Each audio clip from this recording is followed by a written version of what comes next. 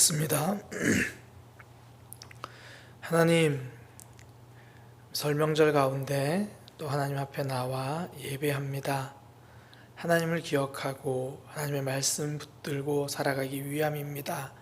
하나님 앞에 나왔으니 주님께서 우리의 마음 붙들어 주시고 또 하나님의 뜻을 깨닫고 하나님 붙들고 살아가는 삶 되게 하여 주옵소서. 예수님의 이름으로 기도드립니다. 아멘. 찬송가 559장입니다. 찬송가 559장입니다.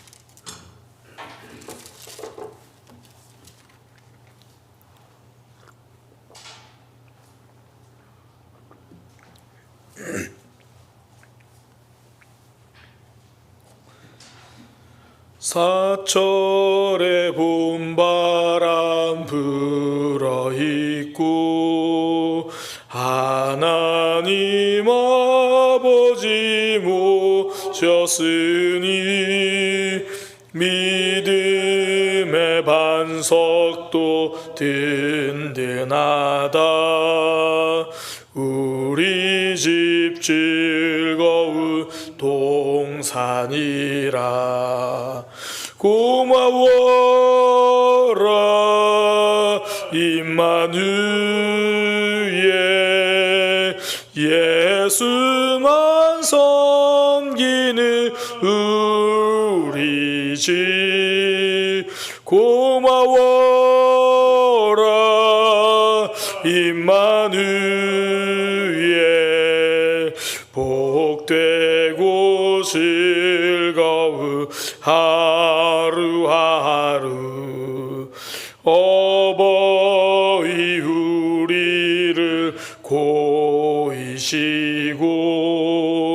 동기들 사랑에 뭉쳐있고 기쁨과 서름도 같이 하니 한간의 초가도 전국이라.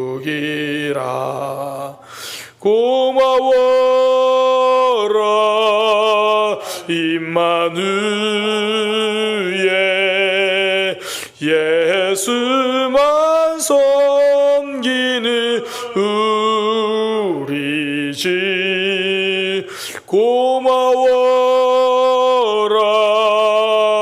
임마누엘, 복되고 즐거운 하루하루. 아침과 저녁에 수고하여 다같이 일하는 온 식구가 한 상에 둘러서 먹고 마셔. 여기가 우리의 낙원이라. 고마워라 임마누엘, 예수만 섬기는 우리 집. 고마워라 임마누엘, 복되고 즐거운 하루하루. 아멘. 찬송가 199장입니다. 찬송가 199장입니다.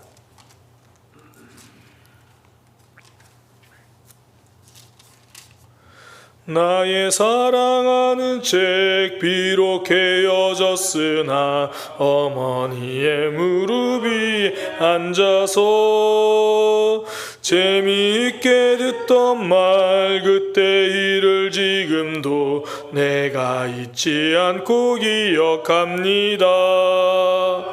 귀하고 귀하다 우리 어머니가 들려주시던 재미있게 재미있게 듣던 말이 책 중에 있으니 이 성경 심히 사랑합니다. 옛날 용맹스럽던 다니엘의 경험과 유대 임금 다윗 왕의 역사와 주의 선지 엘리야 바람 타고 하늘에 올라가던 일을 기억합니다. 귀하고 귀하다 우리 어머니가 들려주시던 재미있게 듣던 말이 책 중에 있으니 이 성경 심히 사랑합니다. 예수 세상 계실 때 많은 고난 당하고 십자가에 달려 죽임 당한 일 어머니가 읽으며 눈물 많이 흘린 거 지금까지 내가 기억합니다. 귀하고 귀하다 우리 어머니가 들려주시던 재미있게 듣던 말이 책 중에 있으니 이 성경 심히 사랑합니다. 그때 일은 지나고 나의 눈에 환하고 어머니의 말씀 기억하면서 나도 시시때때로 성경 말씀 읽으며 주의 뜻을 따라 살려 합니다. 귀하고 귀하다 우리 어머니가 들려주시던 재미있게 듣던 말이 책 중에 있으니 이 성경 심히 사랑합니다. 아멘. 함께 나누실 하나님의 말씀은 사무엘하 6장 16절에서 23절까지 말씀입니다. 사무엘하 6장 16절에서 23절까지 말씀입니다. 제가 봉독하겠습니다. 여호와의 궤가 다윗 성으로 들어올 때에 사울의 딸 미갈이 창으로 내다보다가 다윗 왕이 여호와 앞에서 뛰놀며 춤추는 것을 보고 심중에 그를 업신 여기니라. 여호와의 궤를 메고 들어가서 다윗이 그것을 위하여 친 장막 가운데 그 준비한 자리에 그것을 두매 다윗이 번제와 화목제를 여호와 앞에 드리니라. 다윗이 번제와 화목제 드리기를 마치고 만군의 여호와의 이름으로 백성에게 축복하고 모든 백성 곧 온 이스라엘 무리에게 남녀를 막론하고 떡 한 개와 고기 한 조각과 건포도 떡 한 덩이씩 나누어 주매 모든 백성이 각기 집으로 돌아가니라. 다윗이 자기의 가족에게 축복하러 돌아오매 사울의 딸 미갈이 나와서 다윗을 맞으며 이르되 이스라엘 왕이 오늘 어떻게 영화로우신지 방탕한 자가 염치 없이 자기의 몸을 드러내는 것처럼 오늘 그의 신복의 계집종의 눈앞에서 몸을 드러내셨도다 하니 다윗이 미갈에게 이르되 이는 여호와 앞에서 한 것이니라. 그가 내 아버지와 그의 온 집을 버리시고 나를 택하사 나를 여호와의 백성 이스라엘의 주권자로 삼으셨으니 내가 여호와 앞에서 뛰놀리라. 내가 이보다 더 낮아져서 스스로 천하게 보일지라도 내가 말한 바 계집종에게는 내가 높임을 받으리라 한지라. 그러므로 사울의 딸 미갈이 죽는 날까지 그에게 자식이 없으니라. 아멘. 사무엘하 6장 16절에서 23절 말씀을 통해 가정은 행복 은행입니다 라는 제목으로 함께 은혜를 나누도록 하겠습니다. 우리가 명심보감이라는 책을 가끔씩 듣는데요, 이 명심보감은 조선시대 자녀들을 교육하기 위한 책입니다. 이게 학문 교육을 위한 책이 아니라 인격 교육을 위한 책입니다.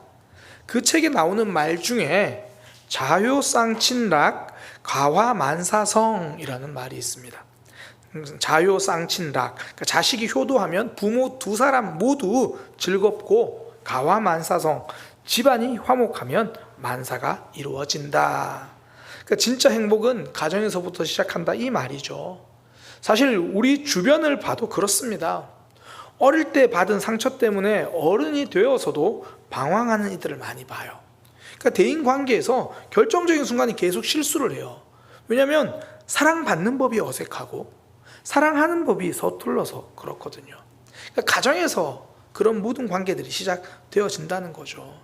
가정이 먼저다라는 것, 이게 성경의 원리입니다. 하나님이 제일 처음 만드신 공동체는요, 교회가 아니라 가정입니다. 아담과 하와 먼저 가정을 만드셨죠. 이 원리가 뒤집히면 안 됩니다. 가정에서 먼저 하나님 나라가 이루어져야 교회 공동체도 건강해지는 거죠. 성경에서요, 교회 리더를 세울 때도 가정을 이야기해요. 디도서에서 장로들을 세울 때 한 아내의 남편이어야 한다 그렇게 말하고, 믿는 자녀를 둔 사람이어야 한다 그렇게 말합니다. 또 지체들에게 믿음의 교육을 할 때 여인들 역시 남편과 자녀를 사랑해야 한다 그렇게 말해요. 그러니까 가정과 분리되는 신앙은 건강한 모습일 수 없다라는 이야기죠. 신천지가 이 교리뿐 아니라 그 삶에서도 사회적 악영향을 끼치는 이유가 여기 있잖아요. 가족이 신천지에 가는 것을 막으면 그 지침이 어떻게 나오냐면 가정폭력으로 신고하라 이렇게 가르쳐요. 그러니까 가족을 깨려고 하는 거예요. 그러면서 뭐 여성들의 경우에는 가정폭력으로 신고하고 여성보호센터로 들어가 버려라, 이게 지침입니다. 그러니까 가족을 깨는 거예요. 이게 이단이죠. 잘못된 교리에서 잘못된 가르침이잖아요. 그 개인의 삶에도 그 가정에도 제대로 된 하나님 나라가 이루어질 수 없죠. 제가 가끔씩 말씀드리는데요, 저는 지금도 제가 가지고 있는 목표가 존경받는 목사이기 전에 존경받는 남편이 되자 이겁니다. 이것이 제 삶의 목표고 이것이 제 목회의 목표입니다. 그러니까 가족에게 존경받는 사람, 가족에게 인정받는 사람, 그러니까 제가 가지고 있는 그 사랑이 먼저 가족 안에서 넘치는 그런 사람이 되고 싶습니다. 목표예요, 목표. 그런 측면에서 오늘 다윗의 모습은요, 안타깝습니다. 밖에서는 멋진 사람인데 집에 들어오니까 경박한 사람으로 낙인이 찍혀요. 다윗이 언약궤가 이제 다윗성으로 들어올 때 너무 기뻤습니다. 하나님과 동행하는 기쁨이죠. 하나님의 언약궤가 이제 성으로 들어온다, 하나님의 통치가 이루어진다는 것을 기뻐하는 겁니다. 하나님의 은혜를 경험하는 기쁨이고, 다윗은 그 기쁨을 혼자 누리지 않아요. 모든 백성과 함께 그 기쁨을 누립니다. 18절에 보니까 다윗이 번제와 화목제 드리기를 마치고 만군의 여호와의 이름으로 백성에게 축복하고, 그리고 19절에 모든 백성 곧 이스라엘 무리에게 남녀를 막론하고 떡 한 개와 고기 한 조각과 건포도 떡 한 덩이씩을 나누어 주매 모든 백성이 각기 집으로 돌아가니라.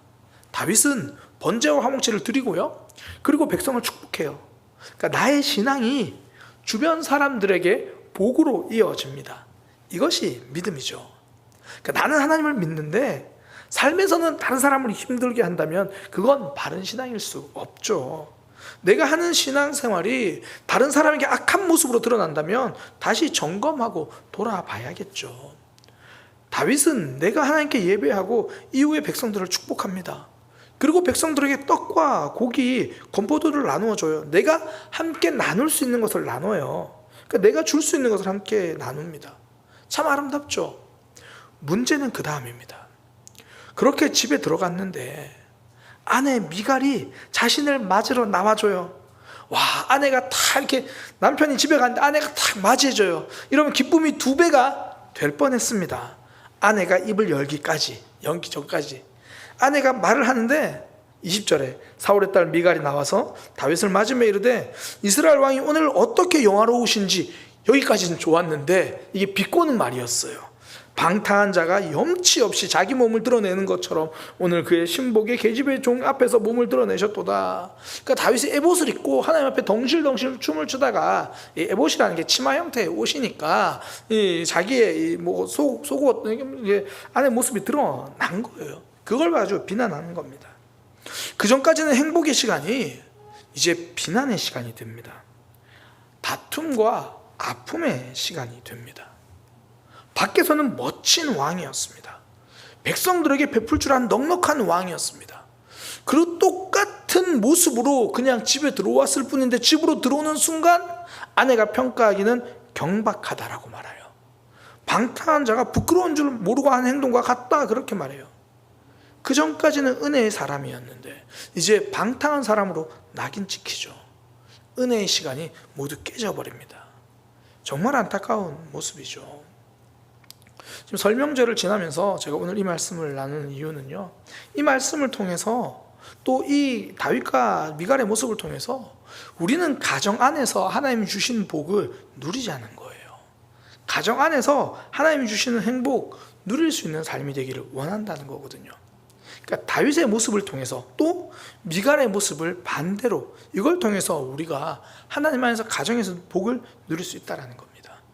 가정에서 하나님의 복을 누리는 두 가지 원리를 나누려고 해요. 우리 모두가 가정에서 하나님 주시는 은혜와 복을 누리는 삶이 되기를 원합니다. 그러기 위해서 기억해야 할 것 두 가지. 첫 번째는 가정은요, 축복으로 마무리하는 곳입니다. 다윗은 언약궤가 성으로 들어오는 게 너무 좋았어요. 덩실덩실 춤을 춥니다. 하나님께 예배해요. 그리고 백성들을 축복하고 좋은 것을 나누어요. 그러나 다윗의 삶은 여기서 끝나지 않았습니다. 제일 중요한 것이 남았어요.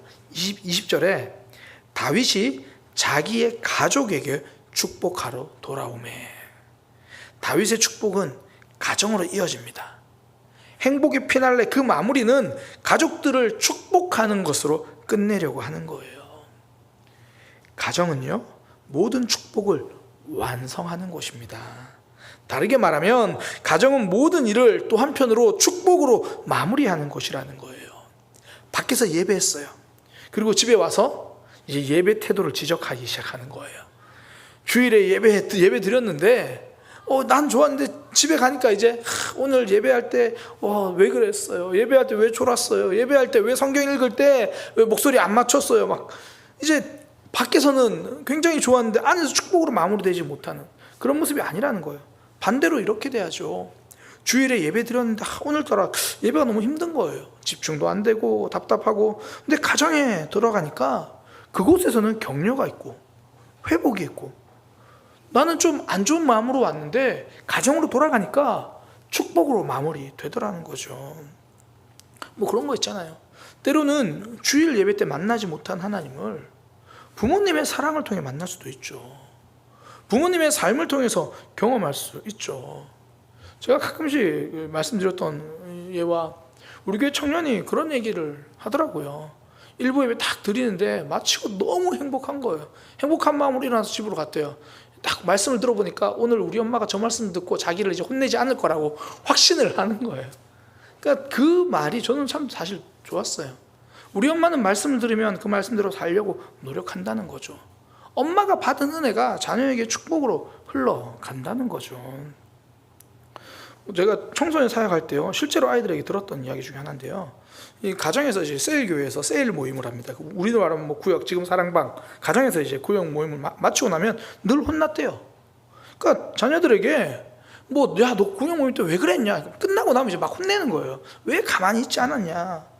그러니까 그들에게 구역 모임은 자유를 빼앗기는 시간이고, 마치면 혼나는 시간이고, 자기들의 흉을 어른들이 돌아가면서 보는, 왜 우리 애가 이랬어? 막 그런 이야기들. 그러니까 축복으로 마무리되는 게 아니라 꾸중과 아픔으로 마무리된다는 거죠. 그러니까 저는 이제 주일에 새벽에 목요일마다 자녀들을 위해서 기도하는데요, 기도 제목을 그렇게 되고 기도하는데, 그때마다 제가 하는 기도가 뭐냐면, 특히 우리 주일 학생들, 또 우리 학생들, 교회가 기쁨과 행복의 시간으로 기억되기를 원하는 거거든요. 근데 진짜 그것이 마무리되고 완성되는 것은 가정입니다.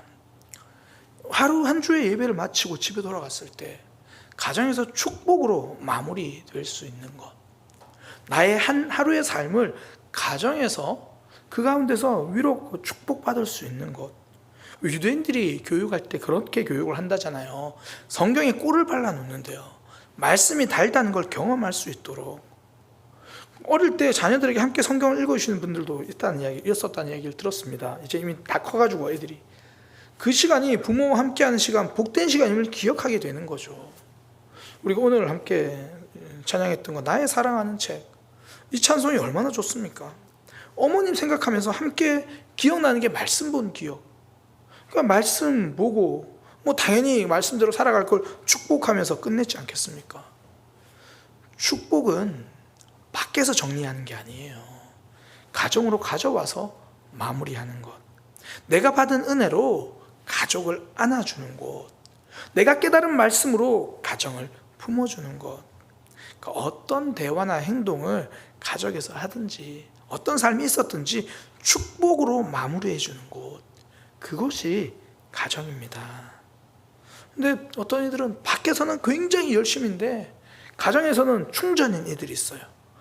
내가 교회에서 얼마나 수고하고 했었는데 집에서는 좀 쉬자.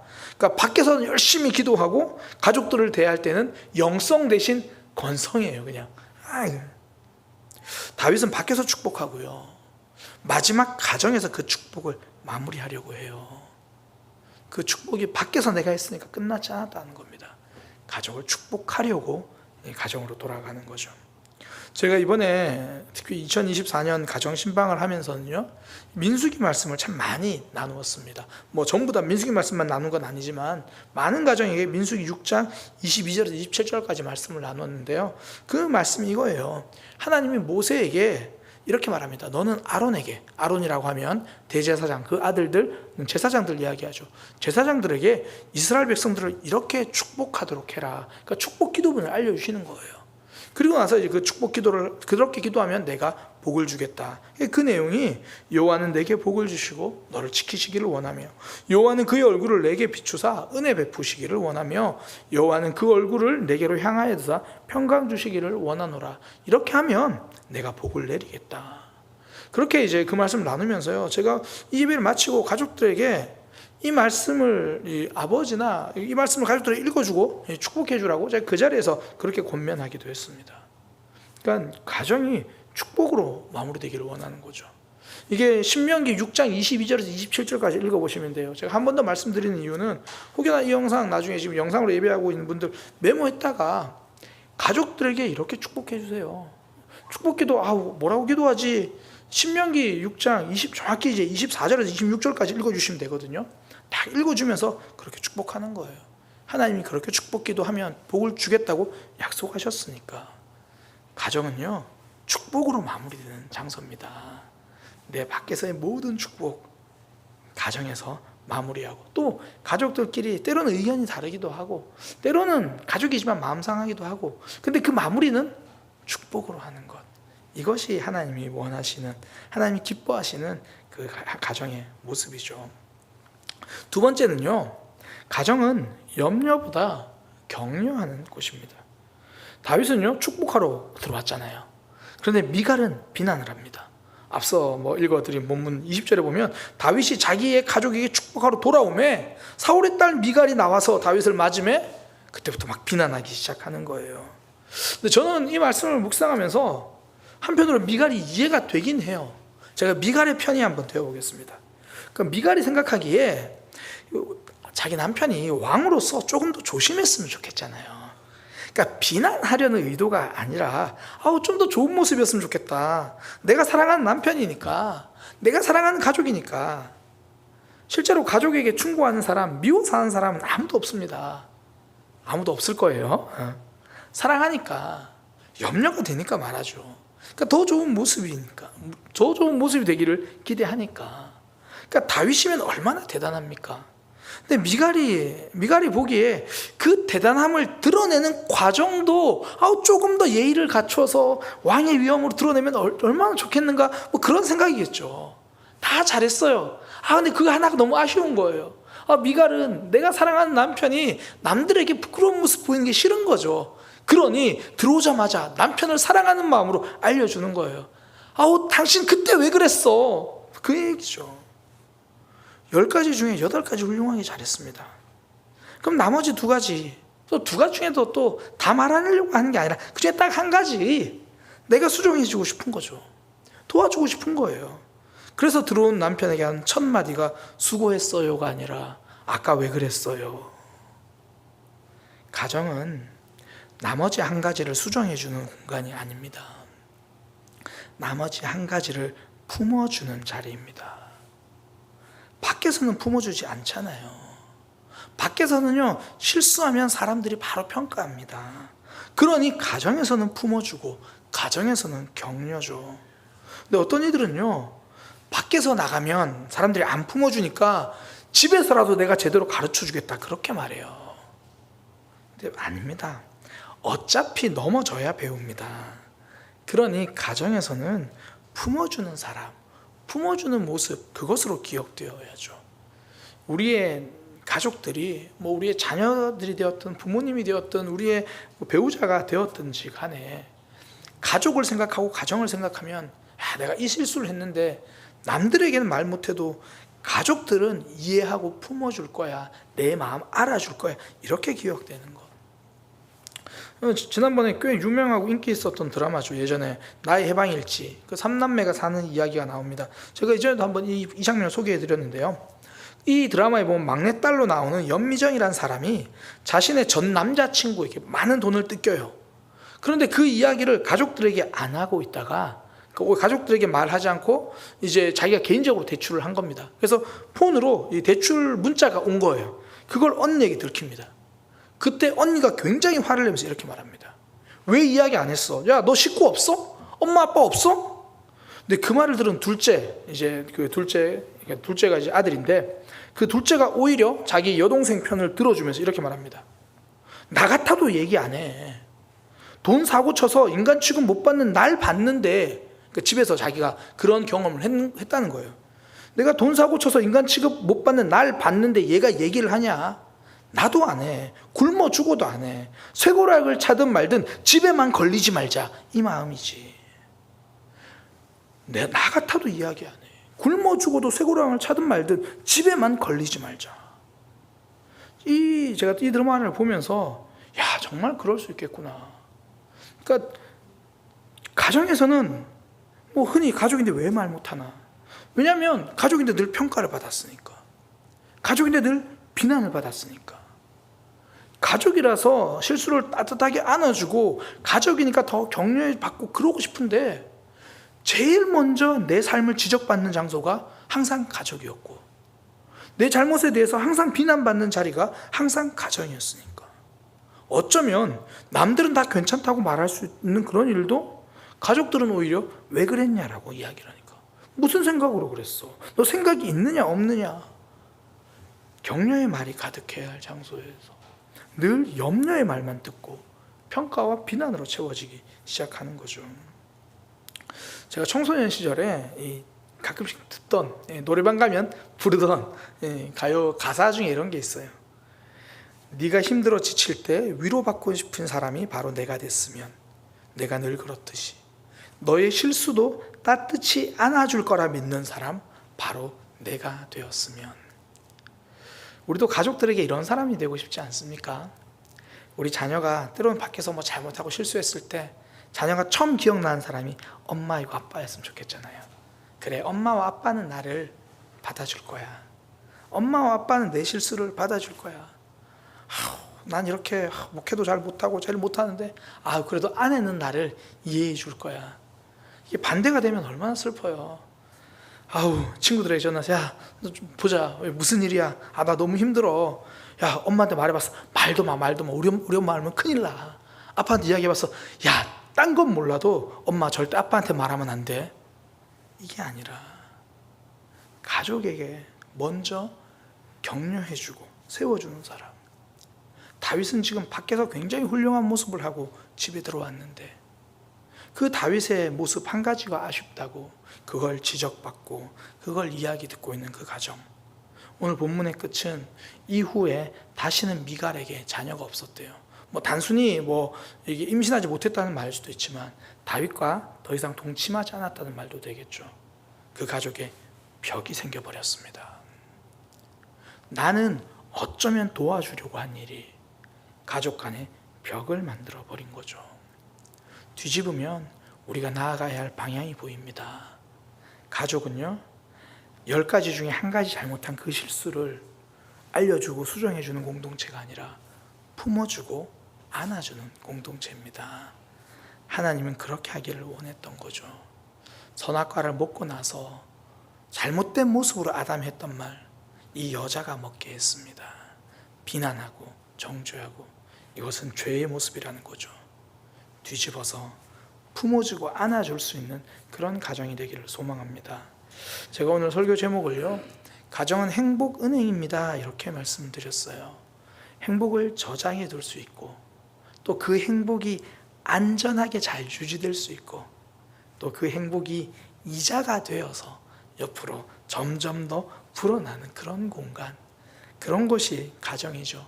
그러기 위해서 두 가지 말씀 함께 나누었습니다. 먼저는 축복으로 마무리할 수 있는 곳, 두 번째는 이제 염려가 아니라 격려하고 품어줄 수 있는 그런 자리, 그런 우리 모두의 가정이 되기를 소망합니다. 기도하겠습니다. 하나님이 허락하신 소중한 가정, 그 가정이 축복의 통로, 축복의 자리, 행복 은행이 되게 하여 주옵소서. 행복이 가정 안에 잘 머물고 그 안에서 행복이 더 불어날 수 있도록 가족 간에 서로 축복하고 서로 격려해주고 품어주고 안아줄 수 있는 우리 모두의 모습이 되게 하여 주옵소서. 예수님의 이름으로 기도드립니다. 아멘. 광고 말씀드리겠습니다. 오늘 내일이면 이제 설이죠. 설 명절 잘 보내고 계십니까? 저도 잘 보내고 있습니다. 사실 오늘 명절인데 누가 저한테 카톡을 하면서 목사님 명절에 어디 움직이십니까? 그러길래 제가 카톡 답장을 해줬어요. 집에서 오른쪽으로 뒹굴, 왼쪽으로 뒹굴, 집에서 움직이고 있어. 잘 쉬고 있습니다. 다들 또 평안한 쉼, 또 가족들 간의 행복한 시간 되기를 소망합니다. 그래서 이제 돌아온 주일은요, 설명절 기간이어서 11시에 연합 예배로 드리고요, 또 점심 식사는 따로 없습니다. 사랑방 모임도 없고, 그리고 이제 새벽 기도도 월요일까지는 없고요, 화요일부터 시작됩니다. 남은 명절 기간 은혜 가운데 잘 보내시기를 소망합니다. 주님 가르쳐 주신 기도로 예배 마치도록 하겠습니다. 하늘에 계신 우리 아버지여, 이름이 거룩히 여김을 받으시오며 나라에 임하시오며 뜻이 하늘에서 이루어진 것 같이 땅에서도 이루어지이다. 오늘날 우리에게 일용할 양식을 주시옵고 우리가 우리에게 죄 지은 자를 사하여 준 것 같이 우리 죄를 사하여 주옵고 우리를 시험에 들게 마시옵고 다만 악에서 구하시옵소서. 나라와 권세와 영광이 아버지께 영원히 쌓옵나이다. 아멘.